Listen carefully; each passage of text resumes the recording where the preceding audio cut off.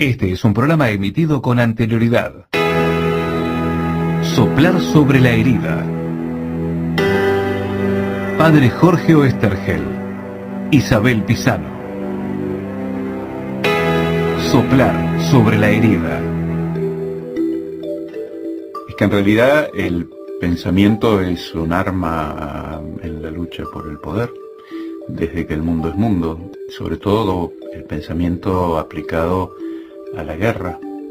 El tipo que pensó un arco y una flecha logró un paso tecnológico inmenso que inmediatamente tuvo consecuencias en cuanto a la distribución del poder en la zona en la que el tipo estaba.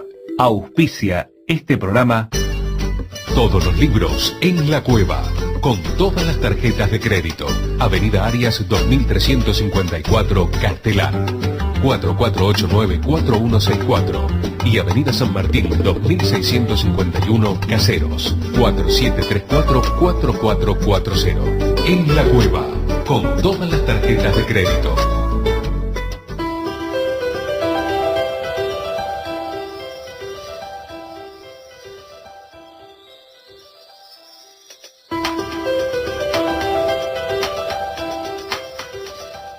Hola, ¿cómo les va? Estamos compartiendo con todos ustedes Soplar sobre la herida. Este programa que nos reúne todas las semanas a todos nosotros, a Isabel Pisano y a Quique Di Masi, que está manejando los controles. ¿Cómo estás, Isa? Bien, muy bien. ¿Cómo están todos? Muy bien. Me gusta cada vez que estamos empezando el programa. Bueno, empecémoslo. Empecémoslo. Y como siempre empezamos con algo que nos haya llamado la atención o haya sucedido. Ajá. Leyendo un artículo de... ¿Cómo se llama? Enrique Valiente Noalles. Ahí está. Él lo dice mejor, ¿vio? Filósofo, pensador, empresario. Es bastante joven, ¿no? Es un muchacho muy joven. Sí. Primo segundo mío. ¿Vio? Contactos que Lo uno que es tiene en la la vida. Bueno, pero él pone aquí en este artículo que escribió, expusimos, por lo tanto él también fue parte de los expositores, en un encuentro internacional sobre Jean Baudrillard, que tuvo lugar en París. Era un homenaje a este pensador francés que parece que ha sido uno de los más importantes del siglo pasado. Por supuesto tiene una cantidad de nombres de lugares donde se hizo, de nombres de participantes. Eso, además de ser difíciles los nombres, Sí. a mí lo que me interesó fue esto, que estaba Alain Touraine, que nosotros por lo menos lo oímos nombrar más. Acá dice que Touraine, estamos hablando de este otro pensador, Jean Baudrillard, que es del siglo pasado, siglo XX. Sí. Esto dice: Alain Touraine, por su parte, quien fuera siempre un adversario intelectual de Baudrillard, ya desde mayo del 68, culminó uno de los días con una declaración de aprecio y en algún sentido de conversión a alguna de las ideas del filósofo, que sorprendió a los concurrentes. Esto muestra la calidad y honestidad de quien no hace del pensamiento una prótesis del ego, sino una zona de verdadero intercambio de ideas. Y como yo por lo menos, y supongo que en general nos sentimos como que nos faltan intercambio de ideas, y me pareció que era interesante tratarlo una vez y otra vez. Nos falta intercambiar ideas, desde la honestidad del reconocimiento del otro. Exacto. Y entonces me sonó esto, no tener el pensamiento como un apéndice del ego. Mi pensamiento va a hacer que yo crezca si lo comparto. Si lo uso como para, en algún momento dijiste vos en la charla previa, poder. A la larga me parece hasta una inseguridad, ¿no? Sí, el pensamiento, a ver. Poder de dominio, hablo de poder como dominio, ¿no? Es que en realidad el pensamiento es un arma en la lucha por el poder, desde que el mundo es mundo. Sobre todo el pensamiento aplicado a la guerra. El tipo que pensó un arco y una flecha logró un paso tecnológico inmenso que inmediatamente tuvo consecuencias en cuanto a la distribución del poder en la zona en la que el tipo estaba. Cada arma es, en última instancia, conocimiento aplicado a solucionar un problema. El que descubrió el arco y la flecha es similar, para decir así, como el que descubrió la bomba atómica. Cuando vos das un paso de conocimiento que te permite armar un artefacto X, eso te da poder. Ese poder puede ser directamente de armas o puede ser de otro tipo de artefactos que terminan siendo poder. Por ejemplo, que Estados Unidos sea Estados Unidos y que la revolución tecnológica se haya dado a partir de Estados Unidos no es casualidad. Es decir, cuando más se acumula el conocimiento, más se potencia y más diferencia va teniendo en la producción de armas, en la producción de tecnología, en la producción de automóviles, en todas las producciones habidas y por haber. Y lo que hace la diferencia entre los países es justamente la cantidad de conocimiento acumulado que tiene cada país. Por eso hay países muy pobres que tienen muy poca tecnología, pero no es que porque son pobres no tienen tecnología, sino que porque no tienen tecnología son pobres, se alimentan mutuamente las dos cosas. El tema del conocimiento como elemento definitivo en la distribución del poder es tan viejo como el mundo. Lo que se plantea en este congreso es cómo se comparte el conocimiento, que es de alguna manera compartir el poder. Compartir el poder puede ser el poder pensar, como en este caso el poder filosófico, o cómo se comparte el conocimiento tecnológico. Por ejemplo, Estados Unidos fabrica todas las computadoras en China, pero los microprocesadores y la clave de la computadora no se fabrican en China, se fabrican en Estados Unidos. El tema es qué conocimiento yo estoy dispuesto a compartir. Esto lo podemos aterrizar en la vida de todos los días. Uh-huh. Y yo lo uno ahora al biblioburro. Uh-huh.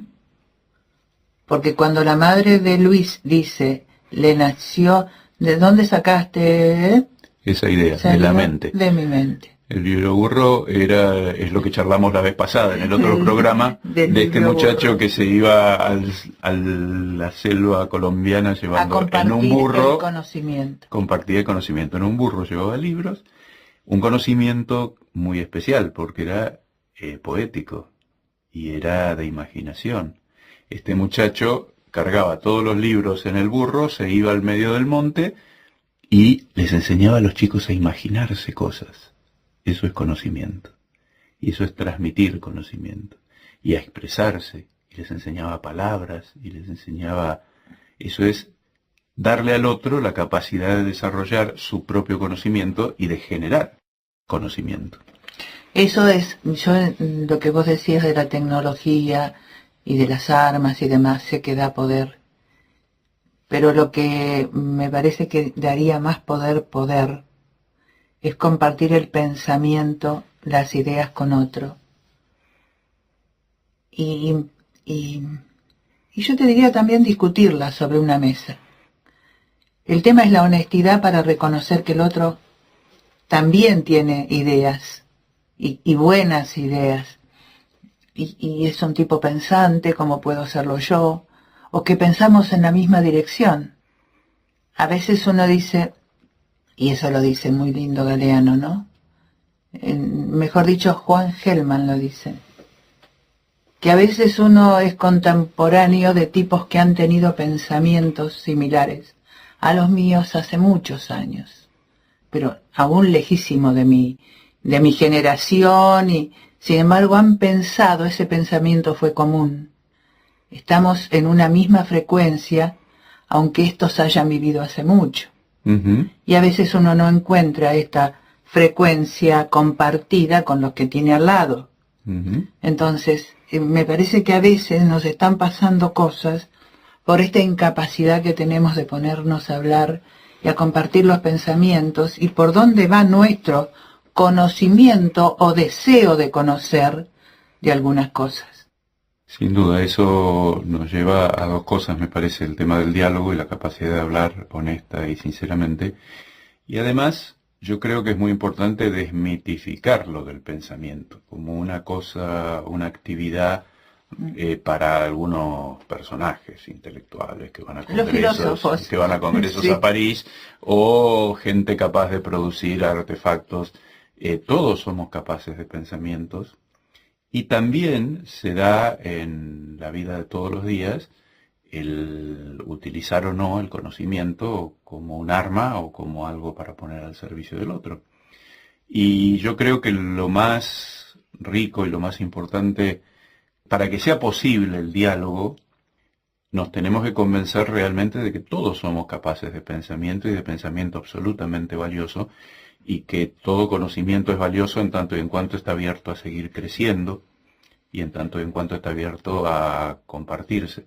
El pensamiento deja de ser valioso cuando se convierte en un autoengaño, en un esquema mental para sostener lo que yo creo, siento, pienso, o en la medida en que pienso determinadas cosas que en última instancia lo que hacen es justificar cómo vivo. Hay gente que piensa para justificar su manera de vivir. Si vos hablás con un delincuente en la cárcel, o fuera de la cárcel, que hay más fuera que adentro, el tipo te dice, bueno, no, lo que pasa es que yo robo porque mis hijos, por esto, y vos, hay todo un pensamiento que justifica el robar.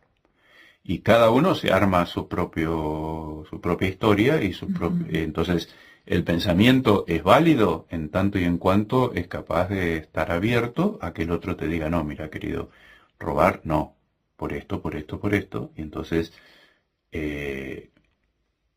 la capacidad de dejar interpelar nuestro conocimiento que sostiene nuestra manera de actuar, muchas veces incoherente, o coherente con mi pensamiento, pero no coherente con lo que son las cosas, eso es dialogar.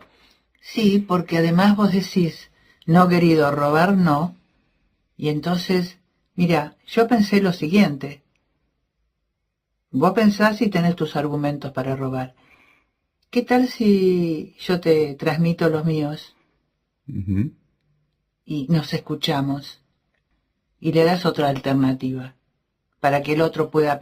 Le prestás, le regalás tu pensamiento. Le regalás tu conocimiento, si es conocimiento.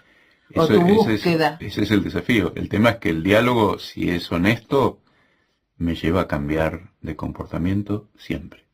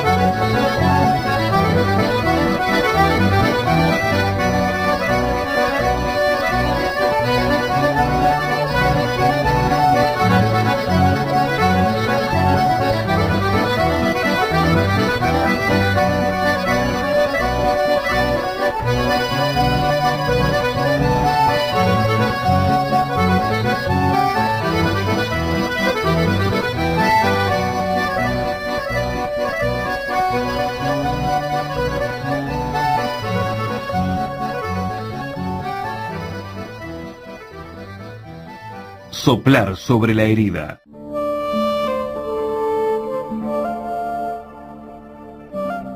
El maestro de sabiduría. Este relato lo escribió Oscar Wilde. Desde su infancia se le había inculcado el perfecto conocimiento de Dios.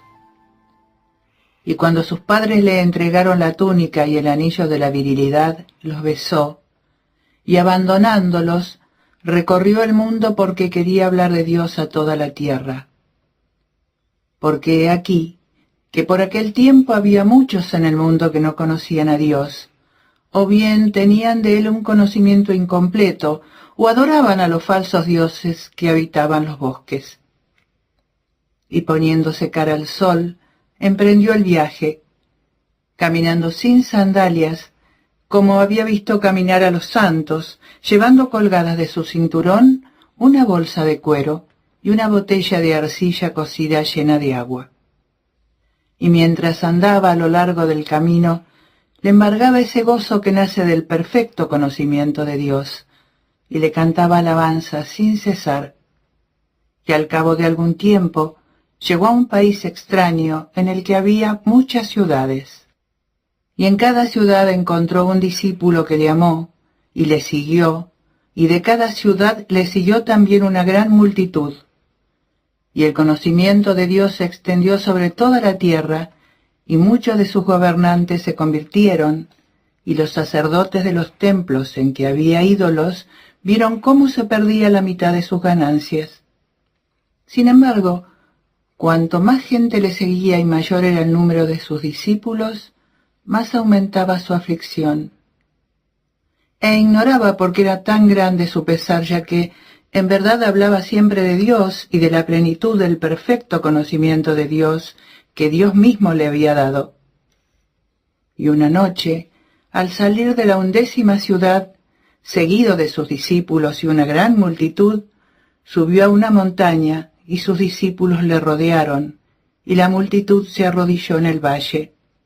Y he aquí que hundió la cabeza en sus manos y lloró, y dijo a su alma: ¿por qué estoy tan afligido y siento tanto temor? ¿Y por qué cada uno de mis discípulos es como un enemigo que camina a plena luz? Y su alma le contestó diciendo: Dios te ha llenado del perfecto conocimiento de Él mismo, y tú has dado este conocimiento a los demás. Has dividido la perla de gran valor, y la túnica sin costura la has cortado por en medio. El que difunde la sabiduría se roba a sí mismo. Es como el que da un tesoro a un ladrón. ¿No es Dios más sabio que tú? ¿Quién eres tú para revelar el secreto que Dios te ha confiado? En tiempos fui rica y me has empobrecido.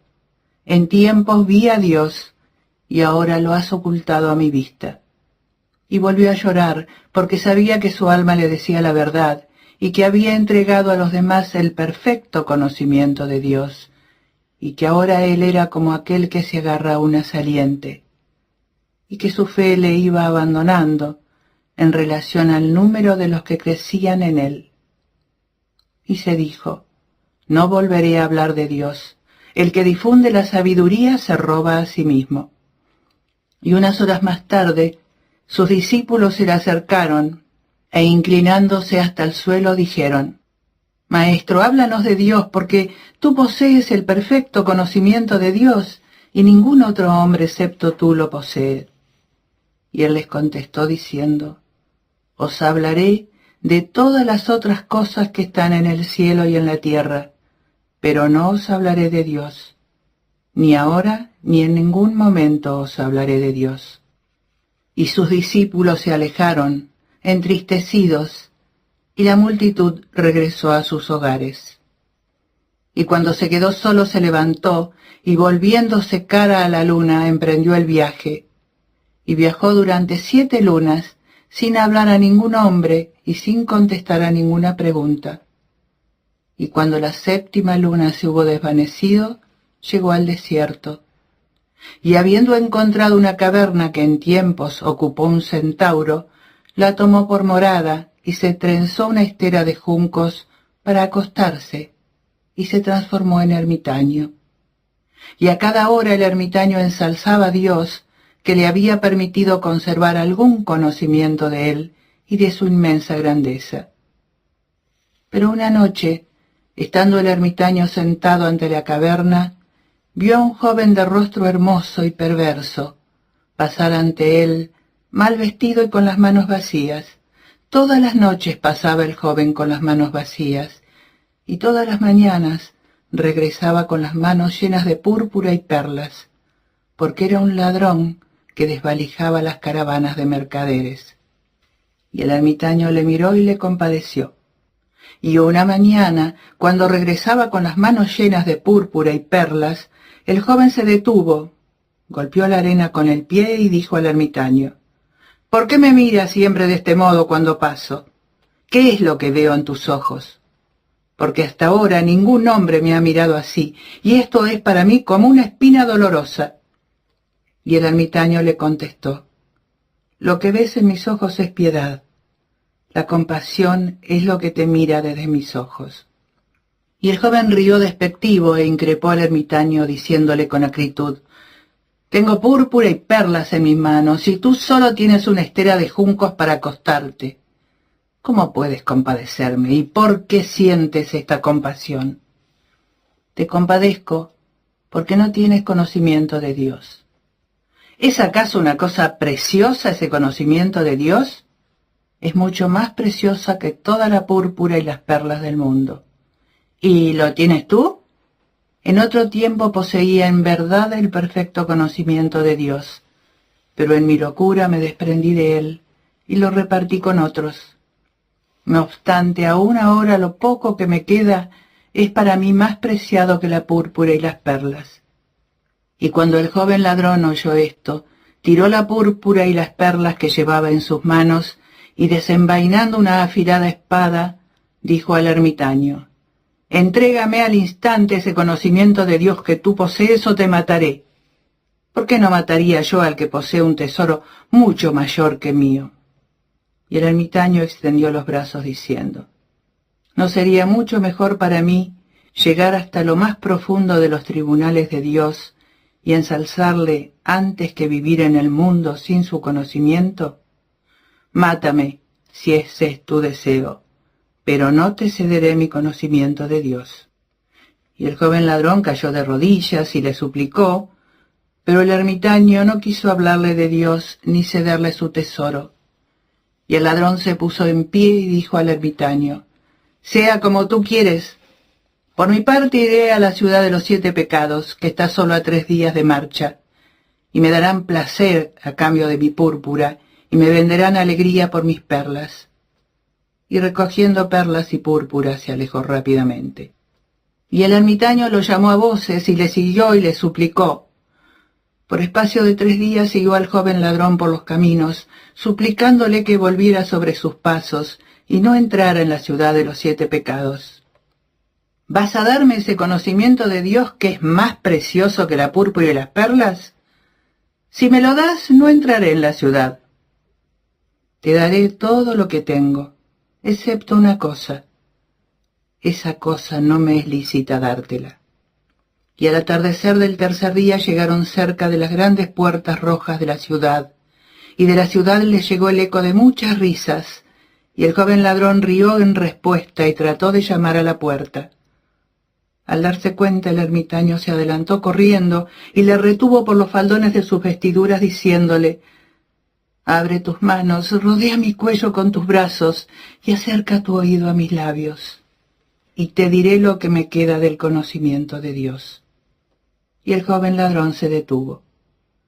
Y cuando el ermitaño le hubo dado su conocimiento de Dios, cayó al suelo llorando, y una gran oscuridad ocultó a su vista la ciudad, y al ladrón de tal modo que no los volvió a ver más. Y estando allí echado y llorando, notó que él estaba de pie a su lado. Lo levantó, diciéndole: «Antes de ahora has tenido el perfecto conocimiento de Dios. De ahora en adelante poseerás el perfecto amor de Dios. ¿Por qué lloras, pues?». Y le besó.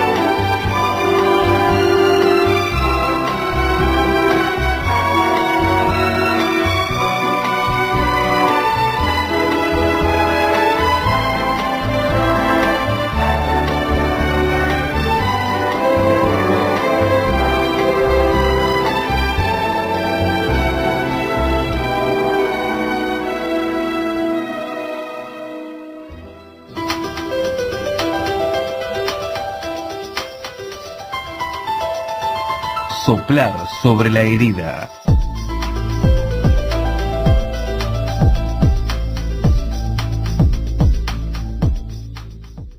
Este es un programa emitido con anterioridad.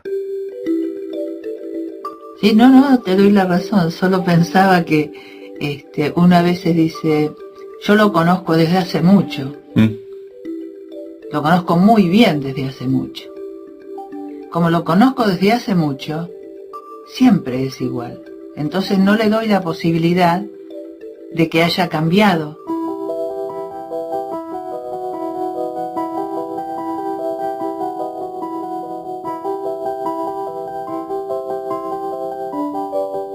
Soplar sobre la herida.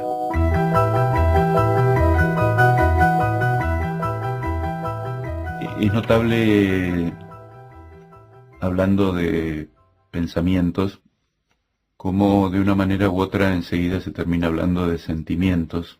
Por un lado, contraponiéndolo y por otro lado, necesitándose. Como que el ser humano es todo. Y cuando uno se pone a hablar de los pensamientos, del conocimiento de Dios en este caso, termina yendo en última instancia al amor y a lo que no son pensamientos, sino sentimientos muy profundos. Cuando leías ese momento en el que el hombre lo mira y lo mira con piedad, con compasión, ese es el fruto del verdadero conocimiento, la compasión. Si nosotros en medio de todas las ideas que nos bombardean permanentemente, nos ponemos a buscar algún punto objetivo, concreto, alguna referencia, recién hablábamos de la palabra horizonte o del perfil de una ciudad. ¿Dónde estamos parados? Buscando un punto concreto a la hora de compartir ideas, las ideas son válidas en tanto y en cuanto generan más compasión. No está dentro de la misma idea la validez de la idea. La idea es buena si genera en mí capacidad de compartir, capacidad de amar, capacidad de perdonar. Las ideas que me confirman, como decíamos al principio del programa, en mi ego, en mi manera de ver, en mi poder, eso es un horizonte muy resbaladizo y es muy difícil saber si una idea por ese motivo es buena. Pero siempre que las ideas nos conducen a querernos más, a perdonarnos más, a comprendernos más, las ideas sirven y son buenas. Con respecto al cuento, justamente él habla del conocimiento de Dios. Él quería que se conociera y no está mal. Sin embargo, no basta ser un erudito en las cosas de Dios. Desde el pensamiento, desde el conocimiento, hasta que no sucede lo que vos decís. Mientras yo no lo pongo en acción, no es algo estéril, diría. Uh-huh. Lo tengo que poner en acción, aunque no sea haciendo, digo, pero esta apertura para que el otro lo tenga como valor, lo tenga como algo muy, muy valioso, como participar de algo muy valioso que tengo. Si el amor no lo comparto, no es. Si no lo tengo que entregarlo como algo que yo tengo que es mi tesoro, justamente. El conocimiento de Dios y todo conocimiento. En la medida en que conozco a las personas, por ejemplo, las amo, las respeto, comparto. No puedo decir que conozco bien a alguien que no soy capaz de respetar o de amar. El conocimiento me tiene que llevar siempre a una actitud de compasión, de proximidad, de que el otro es un prójimo. El conocimiento de la naturaleza me lleva a amar la naturaleza. Si yo digo que conozco la naturaleza, pero simultáneamente la destruyo, no estoy conociendo bien la naturaleza. Esto también en la familia. Cuando el conocimiento que hay entre los miembros de una familia nos lleva a la desunión, es que no nos estamos conociendo. Cuando yo digo, yo a este lo conozco muy bien, entonces, quiere decir que no lo conozco nada. Cuando realmente conozco al otro, la actitud nunca es la de tomar distancia y la de enojarme. Aunque el otro está lleno de defectos. Yo lo conozco y entonces soy capaz de ver los defectos y ver lo que él vale además de sus defectos. Y entonces puede ser que lo corrija, pero eso es distinto que yo a este lo conozco bien y entonces, ¿no? Sí, no, te doy la razón. Solo pensaba que uno a veces dice, yo lo conozco desde hace mucho. Lo conozco muy bien desde hace mucho. Como lo conozco desde hace mucho, siempre es igual. Entonces no le doy la posibilidad de que haya cambiado y tener la capacidad de preocuparme por conocerlo hoy. No lo que conozco de ayer o de hace mucho. Claro, porque quiere decir que desde hace mucho yo miro nada más que lo que confirma la idea que ya tengo. Sí. Y entonces Exacto. cada vez creo que lo conozco más porque cada vez vuelvo al punto donde yo parto de mi prejuicio sobre la persona en cuestión. Normalmente eso genera que el otro haga lo mismo conmigo. Y entonces podemos convivir toda una vida sin conocernos, sin querernos, sin respetarnos. El conocimiento que no me lleva a un mayor aprecio, lo que me está mostrando es que estoy conociendo mal, que no lo estoy conociendo. Que no quiero. No quiero conocerlo. No me animo. No me animo, No o, me animo. o no soy capaz de cambiar, o lo que fuera. Esta relación que hay entre el conocimiento de las personas, que puede ser también hacia la naturaleza, en general es hacia los seres vivos nomás, está relacionada con mi capacidad de realmente ir cambiando yo e ir viendo cómo cambia el otro. Los conocimientos nunca son estáticos. O ya a fulano de tal lo conozco desde hace 1000 años. Y entonces voy confirmando cada vez más ese prejuicio que tengo en última instancia. Sí, las personas y a veces algunas actitudes que tenemos sobre algunas cosas de la vida que ya no nos sirven para relacionarnos hoy. Antes teníamos cosas, no sé, me parece un poco más rígidas, más rígidas, no, más, a ver, no sé, conductas. Hoy se vive mucho más rápido, tenemos menos tiempo para todas las cosas. De hecho, una cosa resabida y rehablada, ya no puedo tener la familia que se reunía a comer y almorzar y a cenar y todo, ya no. Tengo que buscar una manera nueva de que eso se siga dando de otra forma. Entonces quedarme con esto que conozco y que sé y que debe ser así, porque lo hicieron mis abuelos, lo hicieron mis padres, hoy con mis hijos no me sirve. Exactamente. Ni me sirve a mí, no crecí, me quedé con eso que me daba seguridad. Me da miedo hoy intentar otra cosa, plantear otra manera. Probablemente una de las cosas buenas que está pasando en nuestro tiempo es que es cada vez más difícil establecer vínculos y relaciones solamente desde los pensamientos y desde el deber ser. Y cada vez es más la exigencia de que el vínculo se establezca desde el afecto y desde el respeto. Es muy curioso porque por un lado somos una sociedad muy estructurada mentalmente, pero por otro lado hay una enorme demanda de calidez y de proximidad, que en otros tiempos a lo mejor no había. Esto muestra más sabiduría. Es más sabio siempre el que es capaz de establecer vínculos afectivos, humanos, verdaderos, que el que es capaz de pensar mucho y tiene mucho conocimiento acumulado en la cabeza.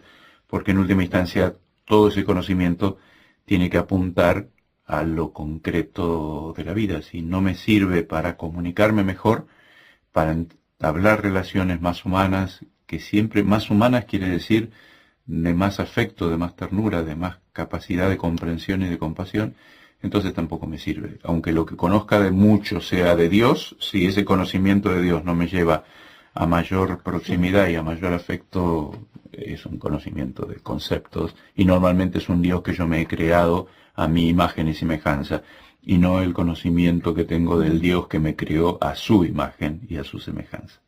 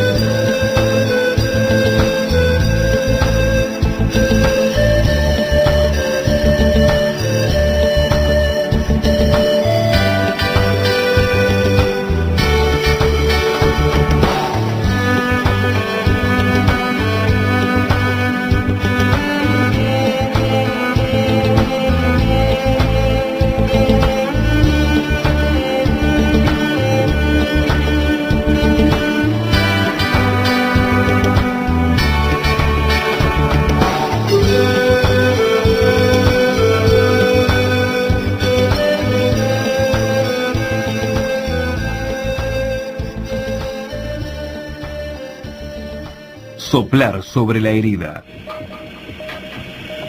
En este bloque final del programa siempre tratamos de acercarnos a los evangelios y agarrar algunas palabras de Jesús que nos puedan ayudar o iluminar o entender, qué sé yo. Pero hoy me gustaría acercarme al evangelio, pero no para agarrar las palabras de Jesús, sino otro tipo de expresiones que hay en el evangelio que me parecen muy interesantes y que tiene que ver con esto que estábamos hablando del conocimiento, me parece. Muchas veces se dice que se acercaba a la gente a Jesús y hablaba con él para espiarlo o para ponerlo a prueba. Especialmente los fariseos querían saber cuánto sabía Jesús. Es muy distinto preguntarle a alguien porque yo quiero saber que preguntarle a alguien porque yo quiero ver qué es lo que él sabe y si sabe. Cuando le dicen a Jesús cuál es el primer mandamiento, el tipo le está tomando el pelo. ¿Cómo no va a saber Jesús cuál es el primer mandamiento? No porque fuera Jesús, sino porque era judío y cualquier chico judío, desde que sabía hablar, sabía cuál era el primer mandamiento. Es como ir yo al obispo a decirle, ¿usted sabe el Padre Nuestro? Es una estupidez. Entonces, cuando se muestra a un doctor de la ley diciéndole a Jesús, ¿cuál es el primer mandamiento? Nos está mostrando un tipo que quiere saber cuál es el primer mandamiento. Se está mostrando un tipo que quiere descalificar a Jesús y que quiere tratarlo como un tarado. Lo notable es que Jesús le contesta. Y le dice cuál es el primer mandamiento. Le dice, el primer mandamiento es amar a Dios sobre todas las cosas y al prójimo como a ti mismo. Y entonces el otro le dice, ¿y cuál es mi prójimo? Y entonces Jesús le dice, bajaba un hombre de Jerusalén a Jericó, se encuentra con ladrones, lo dejan mal golpeado, pasaba uno que se va para otro lado, otro que se va para otro lado, y un samaritano que se acerca, se deja conmover y lo cura. ¿Cuál de los tres te parece que se portó como prójimo? La pregunta había sido, ¿cuál es mi prójimo? Jesús le hace toda la parábola y después le pregunta a él, ¿cuál se hizo prójimo? Y el que se acercó. Entonces Jesús, bueno, ¿por qué no haces lo mismo? Pero ¿por qué no haces lo mismo ahora? Vos, que me estás preguntando sobre el amor a Dios, lo estás haciendo sin amor. Me estás haciendo una pregunta sobre el amor a Dios, en el mismo momento en la que me lo estás haciendo, estás faltando el amor conmigo, porque me estás descalificando, me estás tratando como si fuera tarado, y entonces, ¿por qué no haces la prueba de hacerte prójimo? ¿Por qué no te acercas a mí de otra manera? ¿Por qué no cambias de actitud? Ahí tenemos todo un diálogo muy interesante y muy lindo, que ilumina muchos diálogos que tenemos nosotros, en donde hablamos de lo que habría que hablar, pero mientras lo estamos haciendo, lo hacemos sin voluntad de realmente acercarnos y descalificando al otro. Y Jesús recibe todas esas preguntitas, esas trampas, se acercaban para espiarlo, se dice en algún momento. El que espía, escucha, y escucha muy atentamente. Pero escucha para confirmar lo que él ya piensa, y para utilizar la información que está recibiendo, no para saber qué es lo que quiere el otro. Sí, muchas veces eso se usa también para descubrir alguna falla, para tener alguna excusa para seguir pensando que el otro no vale nada, o que es un tránsfuga, o qué sé yo.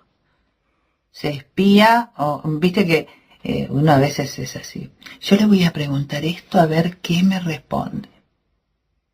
Porque a lo mejor si me dice esto vas a ver cómo...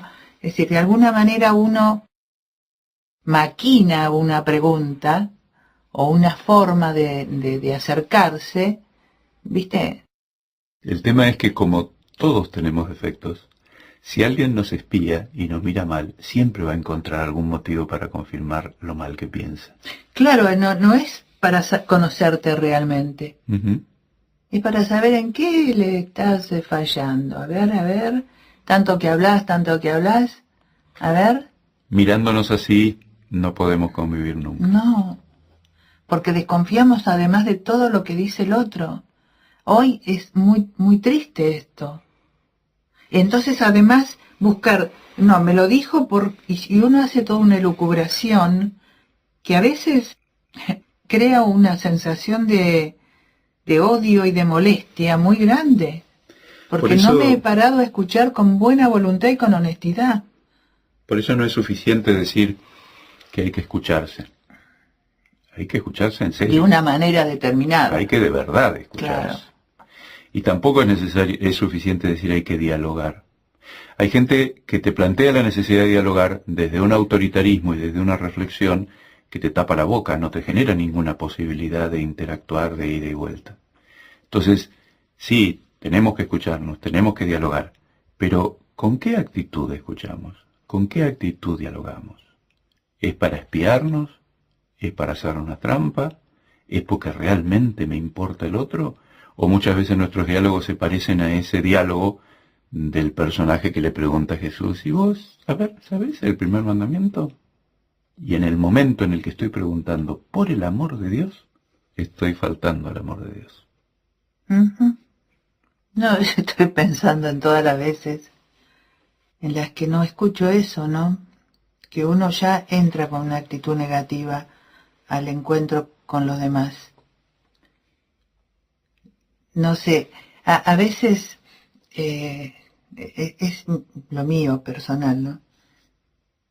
Uno va a algún lugar y entonces dice, bueno, total hoy, no sé, no hablo con nadie, me voy a aburrir, voy porque no tengo más remedio, porque es mi obligación, porque es el cumpleaños de fulano, o porque, qué sé yo, alguien tiene una cosa importante para él, pero a mí no me importa, pero voy porque tengo la obligación. Seguramente va a ser un plomo, va a ser, no voy a poder hablar con nadie, no me voy a encontrar con nadie, voy y me voy.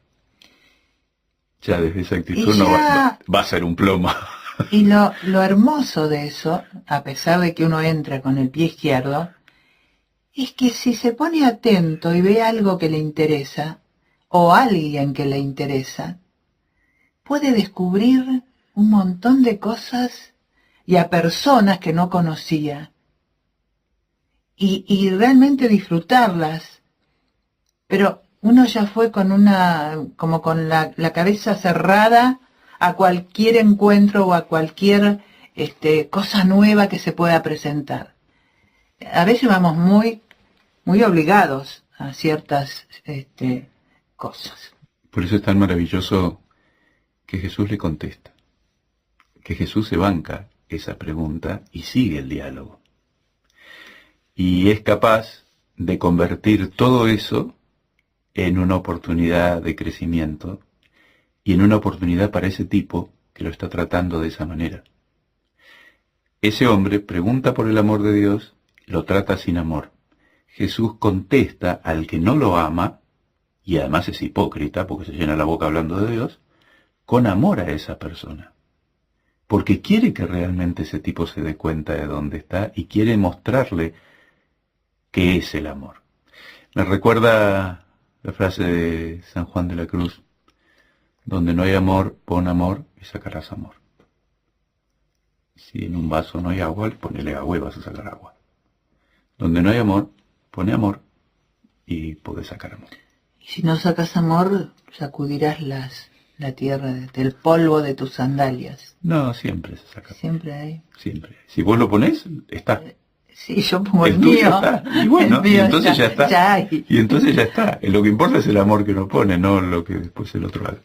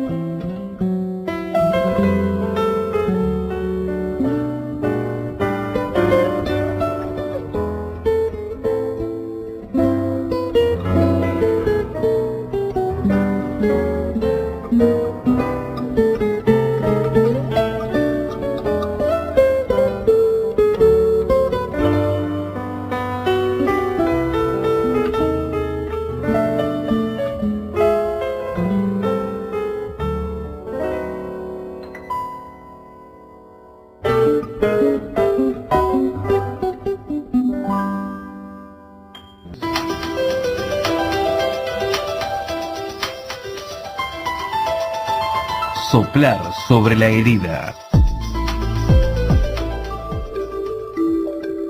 Estamos terminando otro programa de Soplar sobre la herida. Como siempre los invitamos a seguirnos en www.soplarsobrelarida.com. Si están en Facebook, háganse amigos de Soplar sobre la herida, que ya somos un montón. Y vale la pena y vale la alegría de empezar a pensar en comienzos, en nuevos empezares. Así es que busquémoslo juntos, por eso los invito con mucho gusto para el próximo programa de Soplar sobre la herida. Soplar sobre la herida. Hacemos Soplar sobre la herida, Padre Jorge Oesterhel, Isabel Pisano. Edición, Enrique Di Masi.